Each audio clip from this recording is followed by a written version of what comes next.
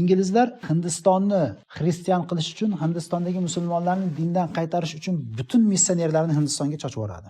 Maqsad nima? Aytadiki, biz Hindistonda hukumatni musulmonlarning qo'lidan oldik. Endi ular muqaddas ibodat deb yoki ular shior deb turib, bizdan hukumatni qo'liga olib musulmonlar yana hukumatga kelishi mumkin. Hindularda buni kutmasak ham bo'laveradi. Ular 600-700 yildan beri musulmonlarga tobe bo'lib, mute bo'lib yashayapti-ku. Deydi, nima qilamiz desa, musulmonlarni iymonidan ayirsak, musulmon dindan chiqarsak, bizga haqiqiy qul bo'ladi, qo'yadi.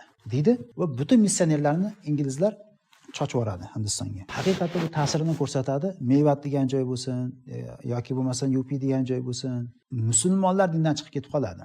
O'shalarni qayta musulmon qilgan, iymonni yo'qotganlarni qayta musulmon bo'lib islomga kirishiga sababchi bo'lgan zot kim desangiz, ikkinchi o'g'illar hisoblanadi. Hozirgacha Hindistonning eng janubiy qismi, buni Arakan degan joy bor-ku, Myanmar. Musulmonlar qatlom qildi-ku. O'sha yerga qo'shni bo'lgan tomonda 3 yoki 4 ta shtatcha bor, shtat. Ular hammasi xristian. Nimaga xristian desangiz, u missioner Hindiston eng chekkasi. Missionerlar o'sha yerda ham ish qilganda, hindularni xristian qilib yuborgan, ular shunday xristianlikcha qolib ketgan.